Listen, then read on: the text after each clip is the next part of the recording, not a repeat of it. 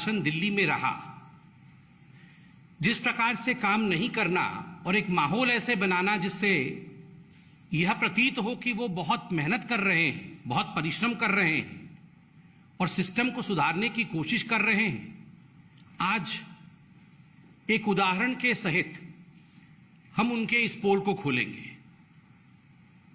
काम न करना, केवल काम का फिक्र करना और फिक्र का जिक्र करना, यह अरविंद केजरीवाल जी का यूएसपी रहा है।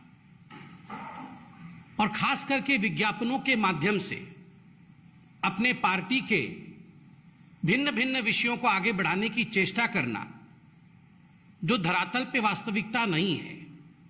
आजकल भी हम टीवी ऑन करते हैं तो पंजाब के आदरणीय मुख्यमंत्री जी को एक एंटी करप्शन हेल्पलाइन के साथ देखते हैं। मुझे याद आता है जब पहली बार दिल्ली सरकार गठित हुई थी 2014 में, तो उस समय अरविंद केजरीवाल जी ठीक इसी प्रकार टीवी में आते थे और कहते थे कि आप में से कोई भी करप्शन को मत सहना, अगर कहीं भ्रष्टाचार होता है तो हम एक फोन नंबर देंगे, आप तुरंत उस पर फोन कर देना, मैं बैठा हूं, मैं पकड़ लूंगा उन लोगों को और सारे भ्रष्ट लोग जेल के पीछे होंगे। उन्होंने किसी को नहीं छोड़ा था। शीला दीक्षित जी के विषय में तो एक अटैची थी उनके पास, वहां से लेके लालू प्रसाद यादव इत्यादि 13 लोगों की लिस्ट भी थी। आज कुछ खुलासा हम तथ्यों के माध्यम से करने वाले हैं। अरविंद केजरीवाल जी अर्थात आम आदमी पार्टी का जो पहला कार्यकाल था दिल्ली में सरकार के रूप में, वह 28 दिसंबर 2013 से 14 फरवरी 2014 तक का था। 8 जनवरी 2014 को आप सभी को याद होगा, एक भ्रष्टाचार विरोधी helpline, anti corruption helpline Arvind Kejriwal ji ने स्वयं लॉन्च किया था। वो नंबर भी आपको याद होगा, बहुत विज्ञापन हुआ था उस नंबर का, 01127357169। यह वो हेल्पलाइन था और दावा किया गया था, अरविंद केजरीवाल जी खुद आते थे टीवी पे, प्रेस कॉन्फ्रेंस इत्यादि के माध्यम से दावा करते थे कि हजारों हजार फोन कॉल्स इस नंबर पे आ रहे हैं और बड़ा विशेष कार्यवाही जो है इस पे होने वाला है। हजारों कॉल्स आ रहे हैं, ये खुद अरविंद केजरीवाल जी ने कहा था। दूसरा कार्यकाल आम आदमी पार्टी का 2015 से 2020 तक था, 2020 तक था। 5 अप्रैल 2015 को पुनः एक नवगठित हेल्पलाइन लॉन्च किया गया था, एक नया नंबर लॉन्च किया गया था and the new number was 1031। और यह जो नंबर था, यह विजिलेंस डिपार्टमेंट, दिल्ली सरकार के विजिलेंस डिपार्टमेंट सतर्कता विभाग के अंतर्गत था कि विजिलेंस डिपार्टमेंट इसके ऊपर एक पैनी निगाह रखेगी और जो भी कॉल्स इसमें आएंगे उस पर कार्यवाही करने का काम विजिलेंस डिपार्टमेंट करेगी, क्योंकि विजिलेंस डिपार्टमेंट इन सारे कॉल्स को एसीबी, एंटी करप्शन ब्यूरो, उस समय विजिलेंस डिपार्टमेंट के अंडर में था, एसीबी के पास भेजेगी। इस पर भी बहुत विज्ञापन हुआ। एक ऐसा माहौल बनाया गया मानो भ्रष्टाचार के खिलाफ बहुत बड़ी लड़ाई लड़ने की चेष्टा अरविंद केजरीवाल जी की है। आपको याद होगा उसके पश्चात दिल्ली सरकार के सतर्कता विभाग अर्थात विजिलेंस डिपार्टमेंट में से एसीबी चला गया, एसीबी उनके पास नहीं रहा। जब एसीबी उनसे छिन गया तो आम आदमी पार्टी ने प्रेस कॉन्फ्रेंस किया और कुछ आंकड़े रखे।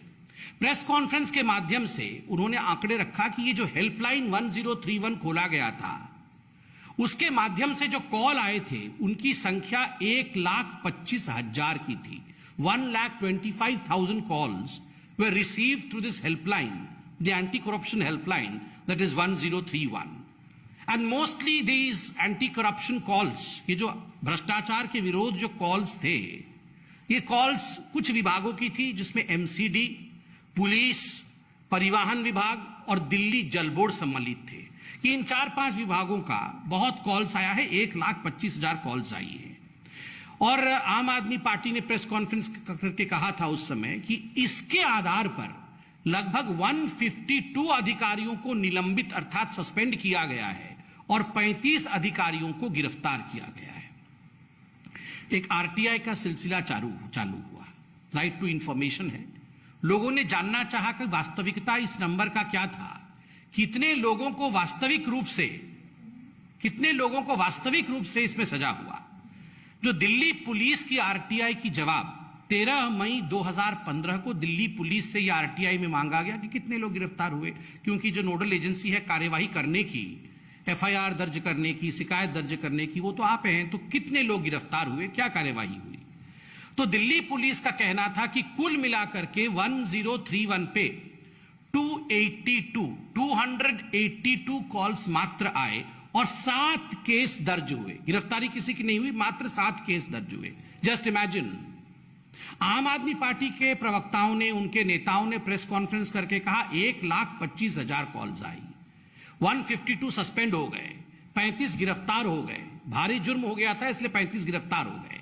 किंतु दिल्ली पुलिस ने कहा कुल मिलाकर के 282 कॉल्स आए। डिफरेंस देखिए, 1,25,000 और 282, और केवल 7 केस दर्ज हुए। कोई गिरफ्तार नहीं हुआ, कोई 7 केस दर्ज हुए। ठीक उसी प्रकार स्पेशल सीपी एंटी करप्शन एक विभाग था, उसके जो स्पेशल सीपी थे, स्पेशल सीपी के अनुसार 20 अप्रैल 2015 को उन्होंने कहा कि ये जो 1031 हेल्पलाइन था, इसमें मैक्सिमम 451 शिकायतें आई, 11 मामले दर्ज हुए। 7 से 11 मामले। एसीबी जो एंटी करप्शन ब्यूरो था, उनका मानना था कि 11 मामले दर्ज हुए, पुलिस ने कहा 7 मामले दर्ज हुए।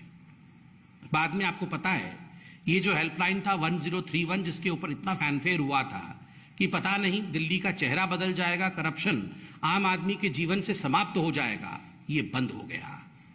ये कोविड हेल्पलाइन में परिवर्तित कर दिया गया और अभी भी ये बंद है। आज पंजाब के चीफ मिनिस्टर इसी प्रकार के एक हेल्पलाइन को लेकर वो कहीं ना कहीं पंजाब बदल जाएगा इस प्रकार की राजनीति भी कर रहे हैं। और आपको जान के आश्चर्य होगा कि उस समय के जो एसीबी अधिकारी थे, ये ऑन रिकॉर्ड है, ये पब्लिक में है, कि उस समय के जो एसीबी अधिकारी थे, उन्होंने कहा कि ये जितने भी 1031 पे कॉल आए थे उनका कोई रिकॉर्ड नहीं है, no record keeping could be done. Why? क्योंकि ये सब दिल्ली सरकार ने उस समय निजी स्वयं सेवकों को रखा था। निजी मतलब अपने ही जो सिविल सोसाइटी के लोग होते हैं, एनजीओ के लोग होते हैं, उनको रखा था इस काम को करने के लिए। सो दे वर नॉट क्वाइट डेप्थ। उनको पता नहीं था कि इस प्रकार इस हेल्पलाइन को हैंडल करना है, इसलिए कोई रिकॉर्ड कीपिंग नहीं हुआ है। इसलिए यह बताना संभव नहीं है कि वास्तविक रूप में किसी पे काम हुआ है या नहीं हुआ है। खोदा पहाड़ निकली चुहिया, एक मुहावरा है। आप सोच के देखिए, इतना कुछ कहा गया था। अरविंद केजरीवाल जी किस तरह हाथ ऐसे ऐसे करके प्रेस कॉन्फ्रेंस करते थे रोज कि हम भ्रष्टाचार समाप्त कर देंगे, आप बिल्कुल डरिएगा मत, मैं बिल्कुल हूं ना, मैं, आप फोन करिए, मैं बैठा हूं, सारा भ्रष्टाचार समाप्त हो जाएगा, क्योंकि ये हेल्पलाइन ही सब कुछ है। कुछ नहीं हुआ, किसी के खिलाफ केस नहीं हुआ है, कोई जेल नहीं गया है, इतने वर्ष बीत गए। ये जो इनकी रणनीति है, कुछ नहीं करना, केवल जिक्र करना और जिक्र का फिक्र करना, आज उसी विषय में ये प्रेस कॉन्फ्रेंस है। और बाकी बहुत सारे विषयों को लेकर अभी आदेश गुप्ता जी, हमारे दिल्ली प्रदेश अध्यक्ष, आपके सामने रूबरू होंगे। माननीय आदेश जी। धन्यवाद माननीय संबित पात्रा जी। अभी सभी पत्रकार मित्रों को मेरा नमस्कार। अभी बड़े विस्तार से दिल्ली में अरविंद केजरीवाल की भ्रष्टाचार विरोधी हेल्पलाइन के बारे में उनका पोल खोलने का काम संबित जी ने किया है, और दिल्ली के मामले के अंदर भी मैं कुछ बातें आपके सामने साझा करना चाहता हूं। दिल्ली के मुख्यमंत्री जी जिस समय पंजाब के अंदर उनकी सरकार बनी, तो उन्होंने ट्वीट किया कि हमने 11 दिन के अंदर दिल्ली के अंदर एक परिवर्तन किया, एक पंजाब के अंदर कट्टर ईमानदार सरकार आ गई है। और ऐसी कट्टर ईमानदार सरकार को चलाने वाले जो कट्टर ईमानदार मुख्यमंत्री केजरीवाल हैं, उनके बड़े ही कट्टर दोस्त और मित्र और उनके सखा रहे ऐसे दिल्ली में उनके ही मंत्रिमंडल के मंत्री सत्येंद्र जैन जी की एक कारनामा सामने आया, और वो कारनामा उनकी लगभग 5 करोड़ की संपत्ति जो कि फर्जी कंपनियों के नाम पर हवाला कारोबारियों से लेन देन करके उन्होंने जमीन खरीदी थी, उसको जब्त किया गया। और यह कार्रवाई बहुत नई नहीं है, पिछले 5-6 सालों से उन पर यह कार्रवाई चल रही, उस पर जांच चल रही। और उस जांच के दौरान यह पाया गया कि किस तरह से सरकार का जो वो उपयोग कहते हैं उसको दुरुपयोग कर रहे थे, अपने पद का दुरुपयोग कर रहे थे। किस तरह से दिल्ली के कट्टर ईमानदार मुख्यमंत्री के कट्टर दोस्त और चहेते सत्येंद्र जैन के हवाला कारोबारियों से जो लेन देन था उसमें 16.38 करोड़ रुपया हवाला कारोबारियों से लेन देन किया। और खुद हवाला कारोबारियों ने इस जांच के दौरान बताया, जीवेंद्र मिश्रा, अभिषेक चोखानी, राजेंद्र बंसल। और ये बात यही नहीं रुकी, उसके बाद उन्होंने मंत्री पद रहते हुए 3 कंपनियां जो शेल कंपनी है जिसमें हवाला का पैसा वो लेते थे, Indo metal impex private limited, Akinchan developers private limited, Prayas info solutions private limited, ये वो कंपनियां हैं जिनको चलाने का काम सत्येंद्र जैन और उनके परिवार के लोग करते हैं। शेल कंपनी है, इसमें जितना उनका नंबर 2 का पैसा हवाला के थ्रू वो लेते थे और इससे करते क्या थे, ये बात भी बहुत जानकारी आपको दे रहा हूं। वो दिल्ली में इससे जमीनें खरीदते थे, क्योंकि सैया भय कोतवाल तो हमें डर काहेगा। खुद मुख्यमंत्री उनके दोस्त है, मुख्यमंत्री जी पूरा शेल्टर दिए है और उनको मंत्रालय भी वो दे रखे, यूडी मिनिस्टर हैं, पीडब्ल्यूडी मिनिस्टर हैं। क्योंकि सड़क कहां से निकलेगी, कहां की जमीन कब महंगी होगी, ये सब अगर किसी को पता है तो वो दिल्ली में सत्येंद्र जैन को पता है। इसलिए उन्होंने किया क्या, इन तीनों कंपनियों के नाम पर दिल्ली के अंदर 123 बीघा जमीन खरीदी, 27.89 करोड़ में, और फिर 200 बीघा जमीन खरीदी। कहां खरीदी? कृषि भूमि खरीदी कराला में, औचंदी, निजामपुर, बुद्धनगर, उत्तर पश्चिम के तमाम इलाके, पल्ला, बख्ताबरपुर। और वो जहां जमीनें खरीदते थे उससे पहले वो वहां सड़क नहीं बनी होती थी, क्योंकि इनके पास पीडब्ल्यूडी मिनिस्ट्री और यूडी मिनिस्ट्री है, इसलिए उनको पता था कि कहां जल बोर्ड की लाइन पड़नी है, कहां पर विकास होना है, और वहां वो सड़क बनाकर वो जमीन उससे भी ज्यादा महंगे दामों पर बेचने का काम ये दिल्ली सरकार के मंत्री कर रहे थे, जिसमें कार्रवाई हुई है, उनकी जमीन जब्त की गई है। ये मैंने एक खुलासा कट्टर ईमानदार मुख्यमंत्री के बारे में, कट्टर ईमानदार सरकार के बारे में कहा है, क्योंकि उनका काम नहीं है, इसीलिए वो कोई कार्रवाई नहीं करते हैं। जितनी भी जांच के बारे में संबित जी ने बताया है, दिल्ली जल बोर्ड के 60,000 करोड़ रुपया दिल्ली जल बोर्ड को इन्होंने दिया। आज अगर कोई एक सामान्य से सामान्य गृहिणी भी होती है तो 25, 30, 40 हजार रुपए घर का खर्चा होता है, उसका भी क्या आय और क्या व्यय है उसका भी ब्यौरा होता है। लेकिन 60,000 करोड़ रुपए का ब्यौरा दिल्ली में अरविंद केजरीवाल सरकार ने अभी तक नहीं दिया है। 7 सालों में 22 पत्र सीएजी ने इनको लिखे कि भाई आप हिसाब किताब बताइए कि कहां आपने ये खर्चा किया है, कहां पे आपने किसको जल बोर्ड में कहां खर्चा किया है, नहीं दिया है।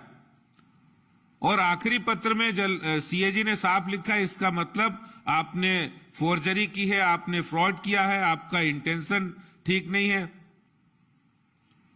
जहां तक भ्रष्टाचार की बात है, अपने किसी मंत्री को नहीं हटाया, न जल बोर्ड के मंत्री को हटाया, न वाइस चेयरमैन को हटाया। और यहां तक कि डीटीसी में जो बस की खरीदे की गई, जिसमें 1000 बसें 975 करोड़ की खरीदी हुई, पहले तो टेंडर नहीं किए क्योंकि नियत नहीं ठीक थी, और जब टेंडर किए तो उन 1000 बसों की खरीद में 975 करोड़ रुपया खर्च होता है और उसके मेंटेनेंस का एक अलग से टेंडर करते हैं, वो 3500 करोड़ का। मतलब खरीदी नई बसें, उसमें मेंटेनेंस भी शामिल है, लेकिन अलग से एक मेंटेनेंस का टेंडर करके 3500 करोड़ रुपया, जिसकी शिकायत भारतीय जनता पार्टी ने की, अब सीबीआई उसकी जांच कर रही है। लेकिन अभी तक मंत्री को नहीं हटाया, क्योंकि उन्हें भ्रष्टाचार करने वाले, उनको ऐसा लगता है जैसे उनके लिए दूध देने वाली जैसे गाय होती है, उसी तरह से वो सारे मंत्री, सारे विधायक, वो सारे भ्रष्टाचारी वो साथ रखे हुए। और जिस तरह से दिल्ली के अंदर शराब माफिया के साथ जो गलबैयां की है, जो उन्होंने गठबंधन किया है और उनको हजारों करोड़ रुपए का फायदा पहुंचाया है, ये भी भ्रष्टाचार का ही एक बहुत बड़ा नमूना हम लोगों को देखने को मिल रहा है। दिल्ली के अंदर जो लोग बड़ी बाहें फाड़ते थे, जो जोर जोर से चिल्लाकर कहते थे कि हम ईमानदार सरकार लाएंगे, ईमानदारी की बात करते थे, हेल्पलाइन जारी करते थे, आज वो शराब माफिया के साथ मिलकर भ्रष्टाचार कर रहे हैं। वो दिल्ली जल बोर्ड में भ्रष्टाचार कर रहे हैं, वो दिल्ली डीटीसी में भ्रष्टाचार कर रहे हैं। और इसके साथ ही साथ जो लोग ये कहते थे कि हम ईमानदार हैं, वही लोग दिल्ली के मुख्यमंत्री अपने घर के अंदर 21 करोड़ की लागत से स्विमिंग पूल बनवाने का काम कर रहे हैं, जो ये कहते थे ना मैं गाड़ी लूंगा, ना बंगला लूंगा, ना सुरक्षा लूंगा। तो ये भ्रष्टाचार की पोल आज जो उनका कमिटमेंट था, वो आज जनता के सामने आ गया है। जो उन्होंने वादे किए थे भ्रष्टाचार को समाप्त करने के लिए, बड़े बड़े उनके पास पुलिंदे थे। जिस टैंकर माफिया को वो समाप्त करने के लिए शीला जी के राज में कहते थे इस टैंकर माफिया को समाप्त कर देंगे, वही टैंकर माफियाओं से आज इनके विधायक मंथली ले रहे हैं और इस जुर्म में इनके एक विधायक जेल भी जा चुके हैं। तो ये इनकी असली कहानी, आज कुछ कहानी आपको मैंने बताई है कि दिल्ली में भ्रष्टाचार विरोधी हेल्पलाइन चलाकर दिल्ली के अंदर, देश के अंदर भ्रष्टाचार के खिलाफ लड़ाई लड़ने वाले आज खुद भ्रष्टाचार कर रहे हैं दिल्ली के अंदर। ये बात मैं आपके बीच कहना चाहता हूं। धन्यवाद।